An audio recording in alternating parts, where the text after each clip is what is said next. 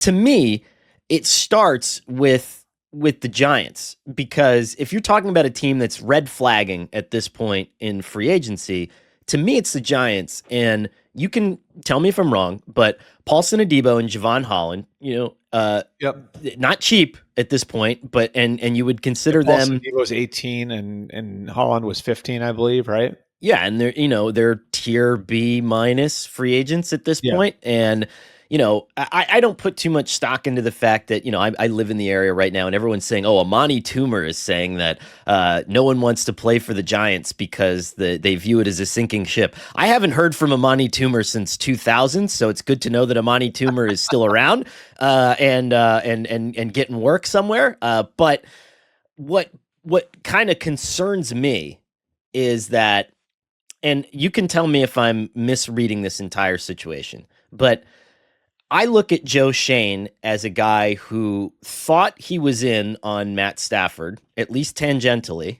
I know that his agents, did speak with the Giants, or the Giants did reach out to the agents, right? Yep.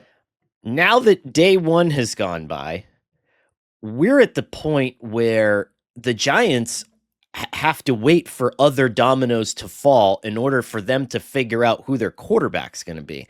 And guys like Jimmy Garoppolo, who would have been a nice stopgap and would have been familiar with Brian Daboll, he's re-signed. Daniel Jones, who may or may not be on the Colts at this point when we finish this podcast, guys like that, and Daniel Jones obviously would have never gone back to the Giants, but Sam Darnold's spoken for, Geno Smith is spoken for. Yeah. All these other guys are out of the picture. And so the Giants' best case scenario at this point, Albert, are probably hoping that Aaron Rodgers goes to the Steelers and then Russell Wilson moves over to the Giants. I mean, is that their best case? Rodgers would be the best case for them? I think Rodgers would be, but don't you think that the Steelers have the first crack at this? Yeah, and I mean, I guess if the Vikings lose Daniel Jones, you can't rule out like that they would take a swing on Rodgers either. Yeah, I mean, it's a weird spot to be in, and does it sort of lock them into taking a quarterback, and they can't control that because they have the third overall pick, and now are you overdrafting Shedeur Sanders, or are you looking at somebody like Jackson Dart in the second round? I mean, look, like I'm of the opinion that you do not want – this is not a draft that you want to go into with a desperate need at quarterback. No. So and Daniel Jones is – done now.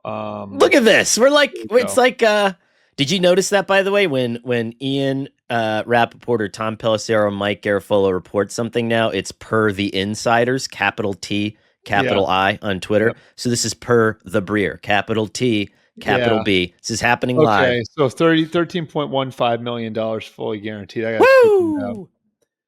Good for DJ. New Colts quarterback. Look at this. He's going to tweet Jones. It. I'm going to filibuster while Albert's tweeting about the Daniel Jones signing. And this is just an aside. So let's pause the Giants discussion for 1 second. And I will say, I wrote this in my winners and losers column yesterday.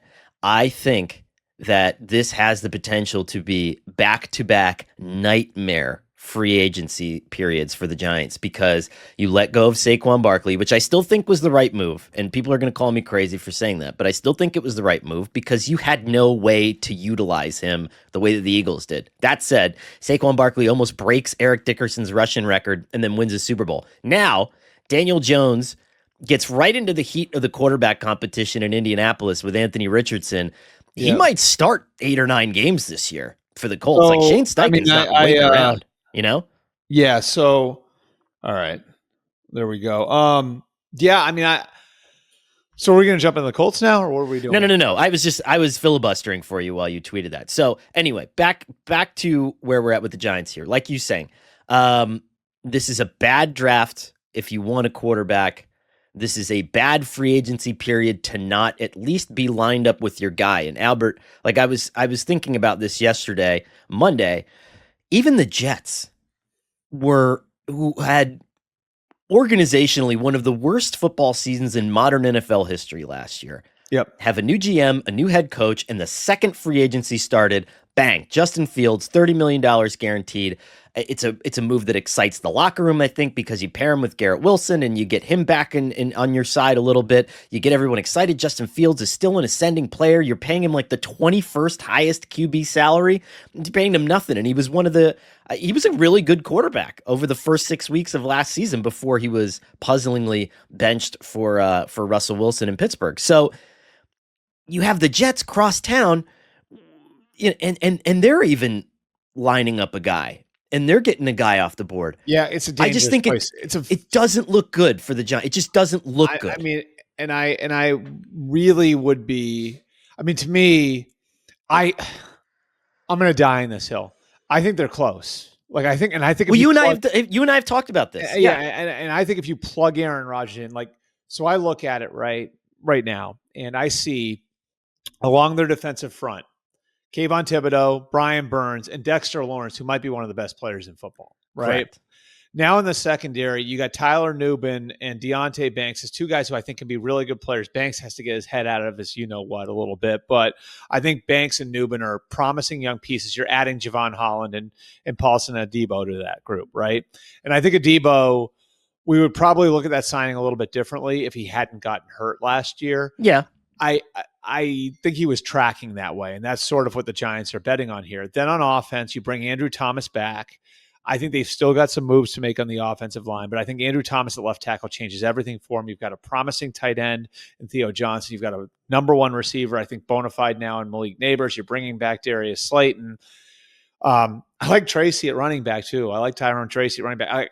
I just look at it, and I'm like, that if you plug Aaron Rodgers in there, I don't think they're that far off, and if I'm them, I would still do a couple different things, I would still probably draft another couple linemen. And I mean, God, like with the running backs in this class, like, do you try to build like a run game to support Aaron Rodgers with? And, maybe that's, I don't know, like Travion Henderson at the top of the second round. You know what I mean? Like, I think you could get to a very competitive level where you're in the playoffs in the NFC if you wind up getting, but that's the problem. That's the tightrope they're walking right now. It's like, if you don't get Aaron Rodgers, do you fall off that tightrope? Because I don't think Russell Wilson is I just don't view that as a great answer.